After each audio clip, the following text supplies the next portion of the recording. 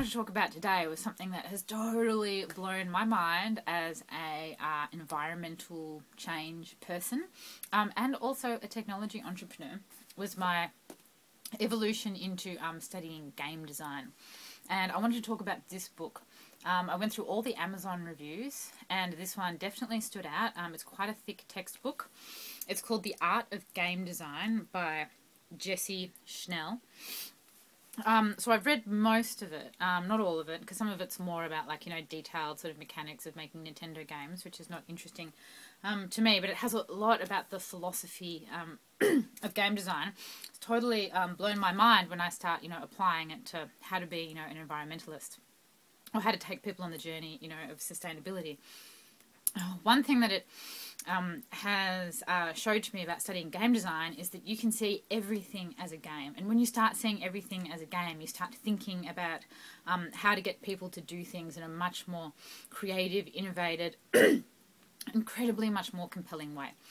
So, like, you know, if you think of like an employee coming to work. I mean, what if the employee coming to work and doing their work for 8 hours was a game? What would that be?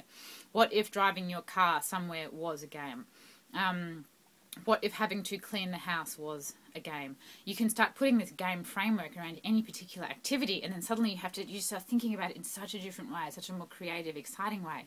And so my job is to put that around how do we make, you know, avoiding trash a game? How do we make it that, you know, fun, or saving the whales, or, like, you know,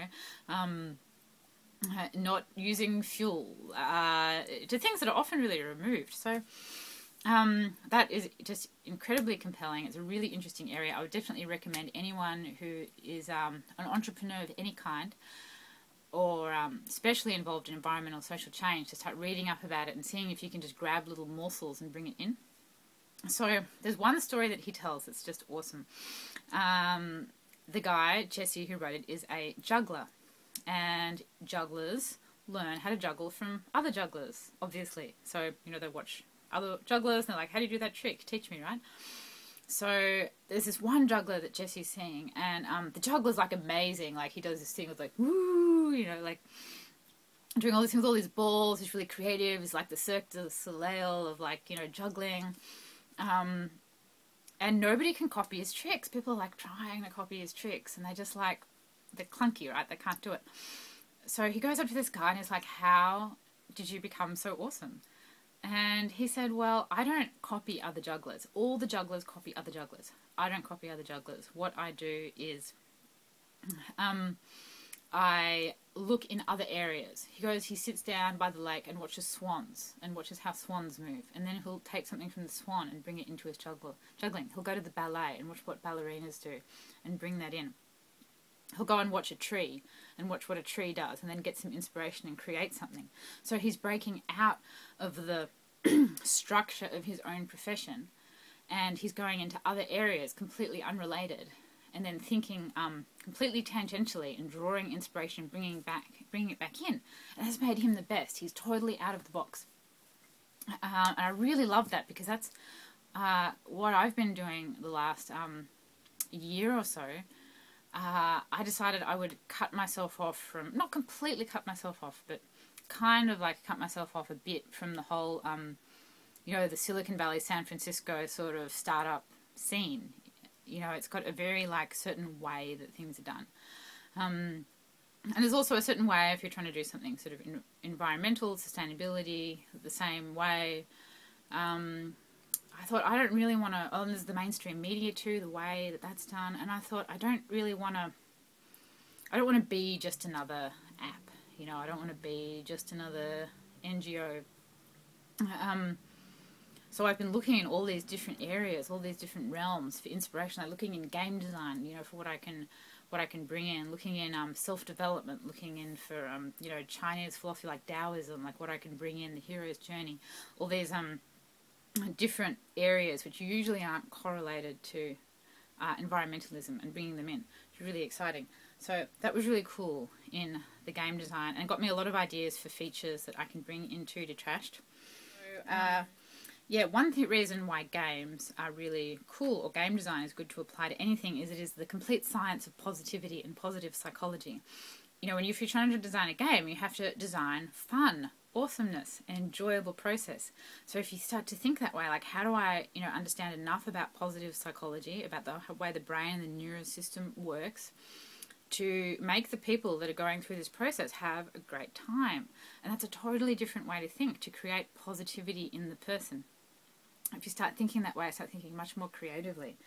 And it also brings story and narrative in, the idea of the hero's journey, like Luke Skywalker going through the process. So when you start thinking about the people that you bring into the process as heroes in the hero's journey and start making their journey out like that, it really is much more cohesive. It feels much more natural, because we're all in the hero's journey all the time. All of us are constantly in that. That's the story of life. So when you catch it in the story of life, it just feels so much more natural and so much more compelling. So what I got out of it, what am I trying to say?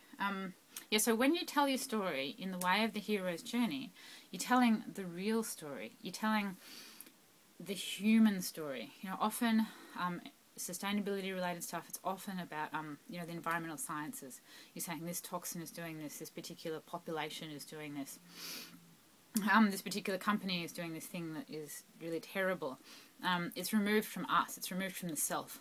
But when we start putting ourselves as the hero in the narrative, you start to tell the actual story that we're all going through, that, you're a person. Sometimes you don't care. Sometimes you feel confused. Sometimes you feel down. And then you hear about this terrible thing happening on the world, and it's just all too much, and then there's like a call to adventure to do something, but you can do something. You can be a hero in your world. People are doing things all the time, and so you struggle and you fight, and you struggle and you fight, and you get knocked down, you get back up again, you get knocked down, get up again, and then you get up, and you just punch through, and then you come back changed. You're reborn. You're someone new. You're more enlightened, and then you share it with other people. That's the hero's journey. And so when you start telling the tale in the human story, you're kind of getting into the real story. And game design's all about the tale of the hero. And so one thing I really got out of that game after I read it was I have to tell that narrative. So what I did was I learned a bit of software called Adobe Animate.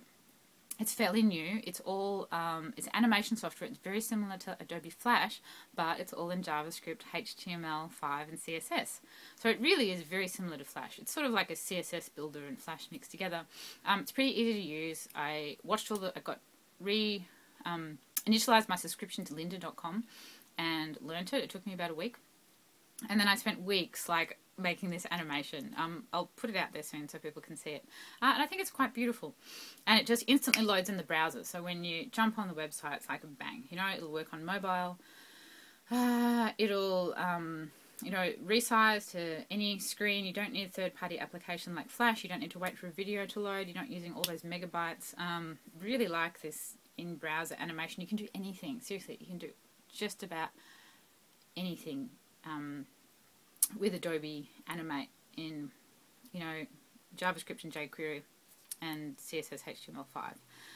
So that was really cool. I would not have done that animation if I hadn't have read that book, and hopefully it will be compelling enough to take people on this journey, to take their soul on this sort of the hero's journey quest to start doing the environmental behavioural change that the game is meant to do.